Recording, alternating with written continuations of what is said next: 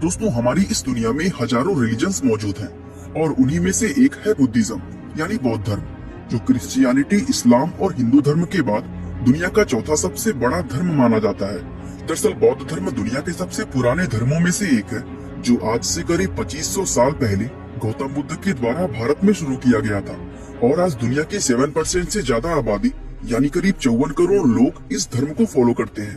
तो दुनिया में बौद्ध धर्म की शुरुआत आखिर किस तरह से हुई, इस धर्म के सिद्धांत और शिक्षाएं क्या हैं और कैसे ये दुनिया के सबसे बड़े धर्मों में से एक बना, ये सब कुछ आज हम इस वीडियो में जानने वाले हैं। तो चलिए अब वीडियो को शुरू करते हैं। दोस्तों, बौद्ध धर्म की शुरुआत करने वाले भगवान गौतम बुद्ध का जन्म आज से करीब 2500 साल पहले सन 480 BC के आसपास लुम्बिनी नाम की एक जगह पर इक्ष्वाकु वंश के राजघराने में हुआ था। आज के समय में ये जगह नेपाल के अंदर मौजूद है। दोस्तों, गौतम बुद्ध के पिता का नाम शुद्धोधन और माँ का नाम महामाया था, जो कोलीय वंश से ताल्लुक रखती थी। जन्म के समय गौतम बुद्ध का नाम सिद्धार्थ गौतम था, जबकि बुद्ध नाम उन्हें ज्ञान की प्राप्ति होने के बाद दिया गया। दोस्तों, गौतम बुद्ध का शुरुआती जीवन बड़े ही ऐशो आराम में गुजरा, क्योंकि उनके पिता उनके ऊपर दुख और पीड़ाओं को नहीं देखना चाहते थे।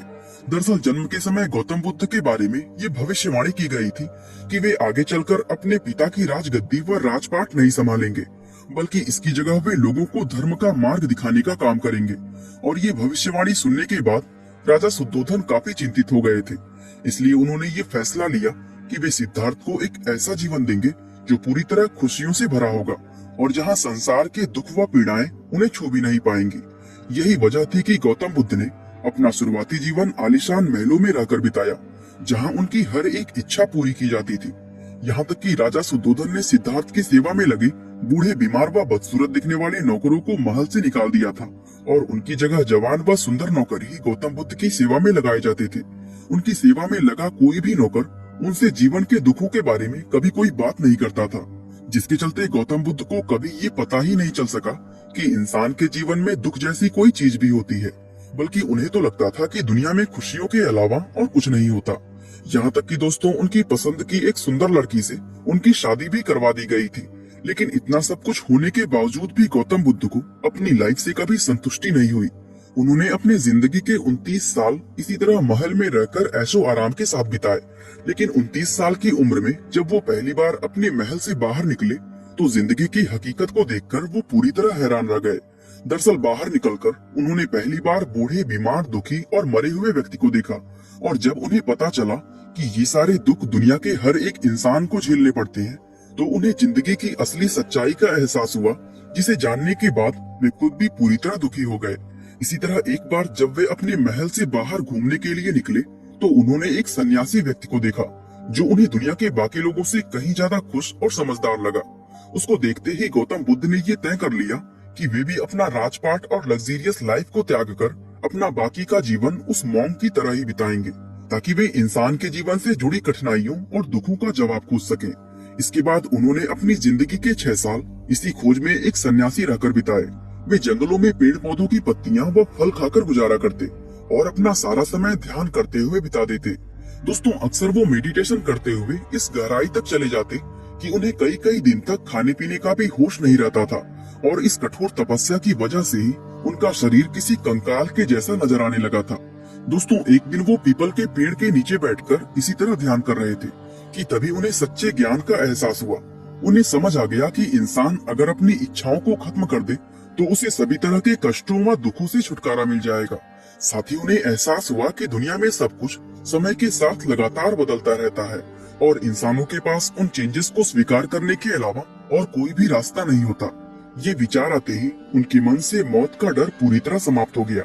दूसरे शब्दों में कहें तो उन्हें ज्ञान की प्राप्ति हो गई थी। और दोस्तों, वो जिस अवस्था में थे उसे बौद्ध धर्म का अंतिम लक्ष्य यानी निर्वाण माना जाता है, जहाँ इंसान के अंदर से दुख, पीड़ा और डर खत्म हो जाते हैं। वैसे आपकी जानकारी के लिए बता दें कि जिस पीपल के पेड़ के नीचे उन्हें ज्ञान प्राप्त हुआ था, बाद में उस पेड़ को बोध वृक्ष और उस जगह को बोध गया का नाम दिया गया।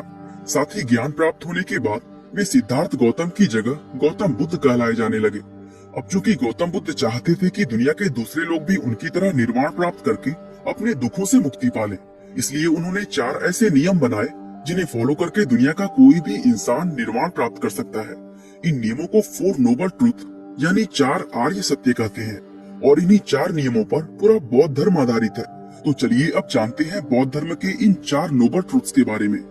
नंबर 1, दुख। इस आर्य सत्य में गौतम बुद्ध ने बताया है कि किस तरह ये दुनिया दुखों से भरी हुई है। वे कहते हैं कि सुख का ना मिलना, सुख को पाने का प्रयास करना और सुख मिल जाने के बाद उसको बरकरार ना रख पाना, ये हर एक चीज दुख का कारण है। यानी इंसान के लिए जन्म से लेकर मृत्यु पूरा दुख ही दुख है, और ये दुख मृत्यु के बाद भी खत्म नहीं होता, क्योंकि पुनर्जन्म के जरिए दुख की ये साइकिल अनंत काल तक चलती रहती है। नंबर 2, दुख समुदय। दोस्तों, इस दूसरे आर्य सत्य में गौतम बुद्ध ने इंसान के जीवन में दुख होने के अलग अलग कारणों के बारे में बताया है। यहाँ उन्होंने कर्म, इच्छा और मोह को इंसान के दुखों का प्रमुख कारण माना है। नंबर 3, दुख निरोध।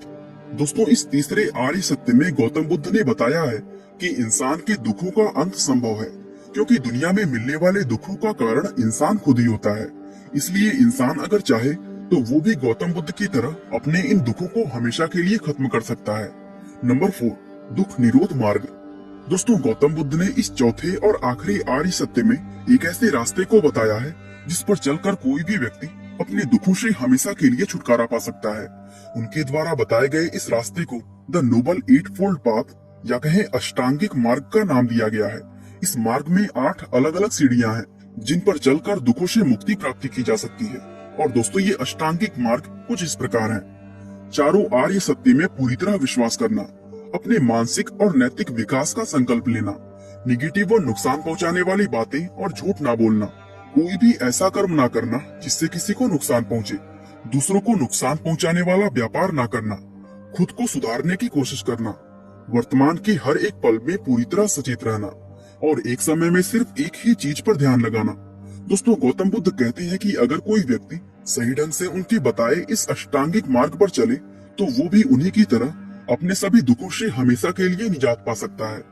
बौद्ध धर्म में इन 4 आर्य सत्य और अष्टांगिक मार्ग के अलावा और भी कई बुनियादी आस्थाएं हैं जिनका इस धर्म में काफी ज्यादा महत्व है।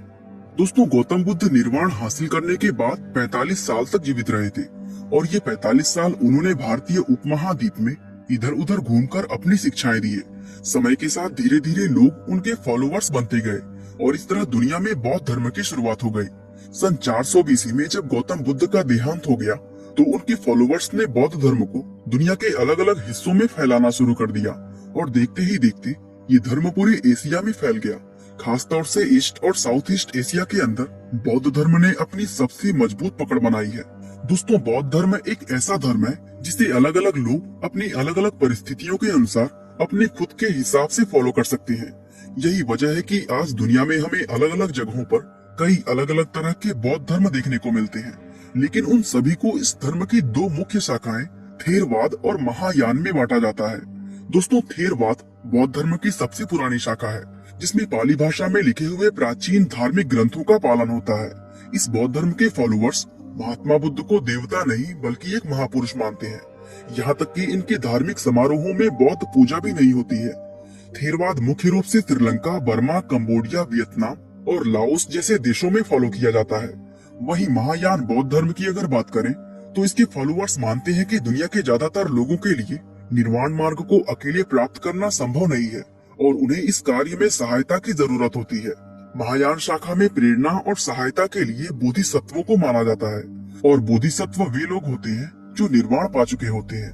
बौद्ध धर्म की ये शाखा मुख्य रूप से चीन, Japan, Korea, Taiwan, Tibet, Bhutan, Mongolia और सिंगापुर आदि देशों में देखने को मिलती है। दोस्तों, तिब्बती बौद्ध धर्म में गुरुओं का बहुत महत्व होता है, जहाँ उन्हें लामा कहकर बुलाते हैं, और दलाई लामा का नाम आपने सुना ही होगा, जो कि तिब्बती बौद्ध धर्म के लीडर है। बाकी दोस्तों, आज के लिए बस इतना ही। तो दोस्तों, अगर आपको ये वीडियो अच्छा लगा तो कमेंट जरूर करना, और वीडियो को लाइक शेयर। आपका बहुमूल्य समय देने के लिए बहुत बहुत धन्यवाद।